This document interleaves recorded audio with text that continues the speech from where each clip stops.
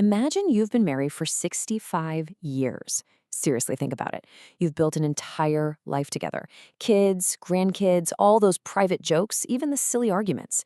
Well, that was Larry and Joan. But one night at a family get-together, something happens. And that till death do us part vow, it's about to be tested in a way you just can't imagine.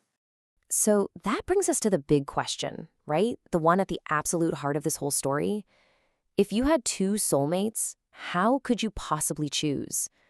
I mean, you've got a lifetime of shared memories on one side, and then on the other, this ghost of a perfect love that was cut short. How do you even begin to weigh those two things against each other? All right, so let's get into it. Our story kicks off not with some peaceful fading away, but with a sudden, shocking exit and an arrival in a place that's definitely not what you'd call heaven or hell. So one minute, Larry's at his son's house, having a good time. The next, his throat just closes up, he collapses, and when he opens his eyes, he's not in a hospital. Nope. He's on a train, and it's pulling into this grand, kind of old-fashioned station. He has absolutely no idea where he is, or that, his life just ended. A woman comes up to him, introduces herself as Anna, his afterlife coordinator, and she drops the bomb.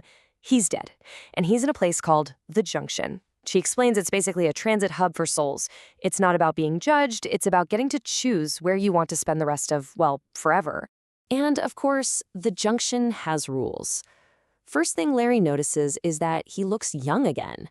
Anna explains that everyone here shows up in the physical form they had during their life's single happiest moment. But here's the catch. He's only got 7 days to pick his eternal destination. If you break the rules, or if you can't choose, you get sent to the void, which is pretty much exactly what it sounds like. Eternal darkness. No thanks. But Larry, he's not having any of it. He promised his wife, Joan, who's back on Earth fighting cancer, that he'd be there for her. So he makes this incredible, defiant choice. Instead of moving on, he tells Anna he's staying. He actually gets a job, moves into this tiny little room, and decides he's just going to wait for however long it takes for the love of his life to join him. So Larry waits. He's holding on to this one single hope of seeing Joan again. But when she finally does arrive, he discovers a heartbreaking truth. He wasn't the only one waiting for her. For 67 years. Just let that sink in for a second. For 67 years, someone else has been waiting for Joan. It's her first husband, Luke, who was killed in the war just after they got married. And he's been working in the Junction this whole time, just waiting. So when Joan finally passes away and arrives at the Junction, she's not met by one love, but two. And then she's given this unbelievable, impossible choice. She has to pick which husband she's going to spend eternity with. Can you even imagine the weight of that? On one side, you have Larry, 65 years together. A full, real, messy, beautiful life with kids and grandkids. Then on the other side, you have Luke, the first love, the passionate romance. A man who literally waited for almost 7 decades just for you? How could anyone possibly compare those two? This whole situation is so wild that the afterlife coordinators actually bend the rules. They give Joan this special visa, basically, that lets her take 2 trips, a kind of test drive of eternity, one with each husband before she has to make her final choice. They flip a coin, and Luke gets to go first. But this solution, this whole test drive idea, it only makes the choice harder. It starts dredging up all these old feelings and brand new jealousies, and everything just gets way more complicated. Luke takes Joan to a place they call the archives, where you can literally relive any memory from your life. They watch their first kiss, their wedding, and that old spark, it's definitely still there. They even kiss again. But then, the memories keep playing, and Luke sees the moment Larry proposed to Joan when she was still grieving. He completely loses it and storms out, saying Larry just took advantage of her. So when it's Larry's turn, he has a totally different approach. Joan wants to go back to the archives, but Larry says no. His whole point is that you can't build a future by living in the past. He thinks you'll just get lost in all that nostalgia. He wants to show her a new life, not just hit replay on the old one. And that's when it all just blows up. The two guys get into this massive fight, and all of Larry's insecurities just come pouring out. He yells at Joan, "I was your second choice." And then he drops another bombshell he found out. Luke hadn't exactly been waiting alone for 67 years. Luke just yells back that, hey, an immortal soul has needs. And Joan is just done.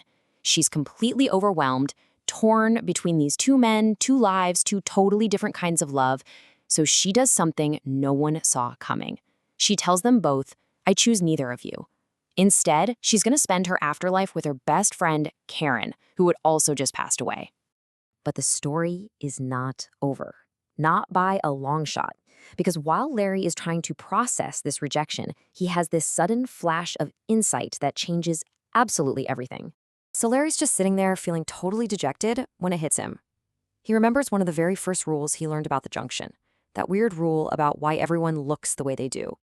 He remembers what Anna told him. Your soul shows up here in the physical body you had during the single happiest moment of your entire life. For Luke, that was when Joan said yes to his proposal. For Larry, it was when Joan was pregnant with their second kid. And then it all clicks into place. He races to find Joan. He points out her hair. It's long. It was always short during their 65 years together. The only time she had long hair was when she was young, and with Luke. Her very own body is proof that her happiest moment on Earth was with her first husband. And with tears in his eyes, he tells her to go, to choose Luke, to be happy. So Joan does choose Luke, and they start this seemingly perfect life together. But something just feels off. She keeps going back to the archives, rewatching her memories with Larry, and she realizes that while her time with Luke was this perfect, happy high point, it wasn't a full life. She tells Luke that real love isn't just the highlight reel. It's the whole messy, wonderful, difficult thing. It's everything. And then Luke does this incredible thing. He helps her escape their perfect life through a forbidden door in the archives. Joan is now a fugitive, dodging guards, racing back to the junction. She finally finds Larry, who's taken over Luke's old bartending job.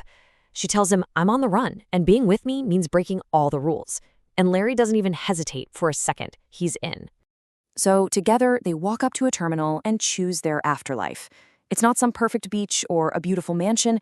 It's a simple little house that looks exactly like the one they shared for most of their lives. They know the authorities will find them eventually, but they choose their real, imperfect life together over any kind of idealized heaven. And that's what it all comes down to, isn't it? It leaves you with this one last question. What really defines a lifetime of love? Is it those peak, perfect moments of happiness? Or is it the whole shared journey? The good, the bad, the boring, and the beautiful, all of it that makes a life truly shared.